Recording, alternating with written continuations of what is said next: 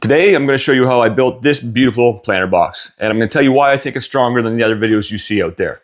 I don't use any fasteners on this, just joinery, so stick around, I'll show you how I do it. And don't forget to hit that like and subscribe button. It only takes a second and makes a big impact on a small channel like mine.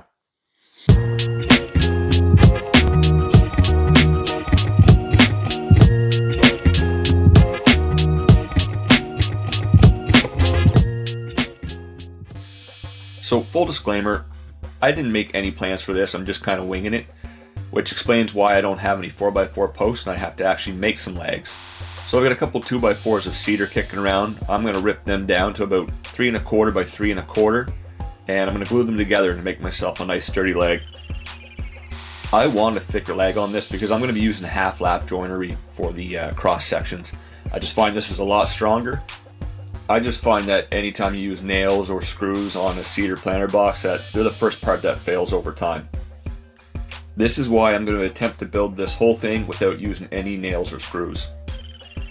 Be sure to stick around to the end of the video when I put it to the weight test.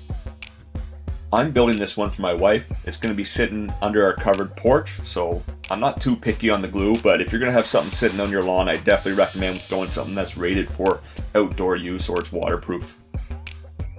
Then I clamp everything up and wait for it to dry. Once dry, I just run it through my planer one more time to make sure everything's nice and smooth and all pieces are identical.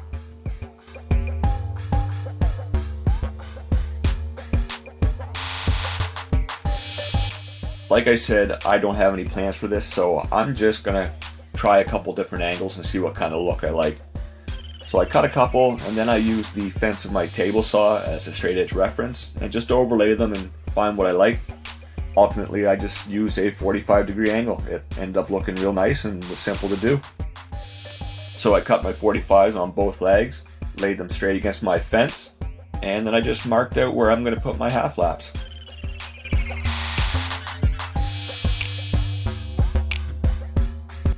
Now I'm going to set up the depth stop on my saw. So what I like to do here is I cut a piece of scrap wood that is exactly half the width of the piece I'm trying to cut through. That way I know both pieces are going to match up perfectly.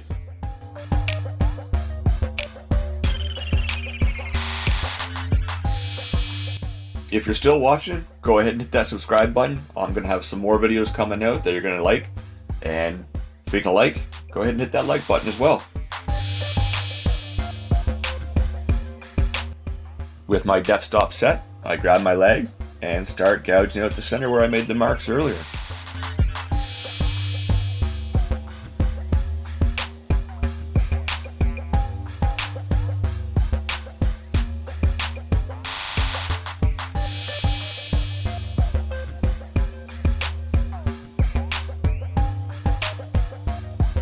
You might have noticed I only cut my 45s on one end of the legs.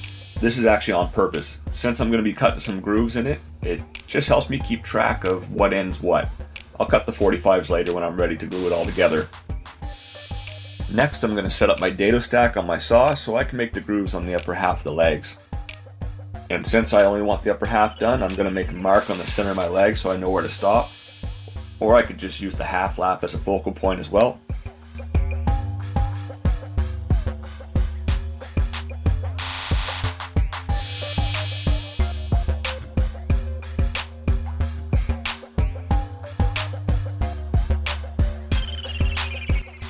Once all my legs are done, I'm just going to grab a couple boards and give them a quick pass through the planer to smooth them up a bit, and I'm going to get ready to assemble everything.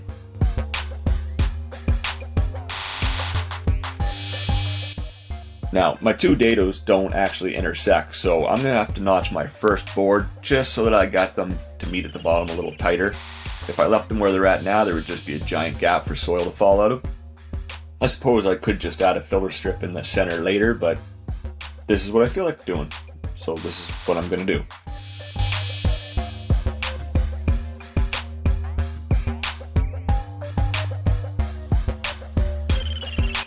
So now I've got both bottom boards all notched out and ready to be installed. And honestly, I kind of missed the fact that I'm not using any fasteners here, but I'm committed. I'm not using any fasteners. I'm just going to struggle with clamps and wobbly pieces for as long as I need to.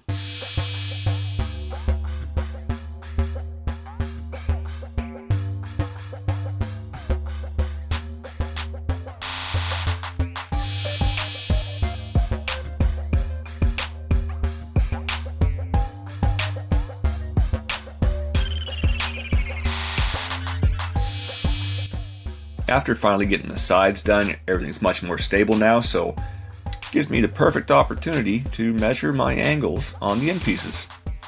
And since everything's 45 degrees, it really is just 45 degrees here as well.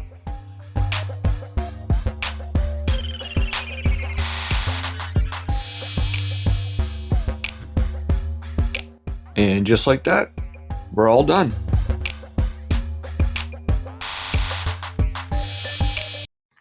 So I really wanted to demonstrate how sturdy this actually was, and I'm a full-grown man. I climbed in. It's holding me just fine, so I've got no doubt that it's going to hold up for years to come. I don't recommend doing this, though. This is a triangle shape. Nothing on my body is shaped like a triangle, so it's rather uncomfortable. So I'm going to make this quick and just say please hit like and subscribe so I can keep making more videos for you in the future. Till next time.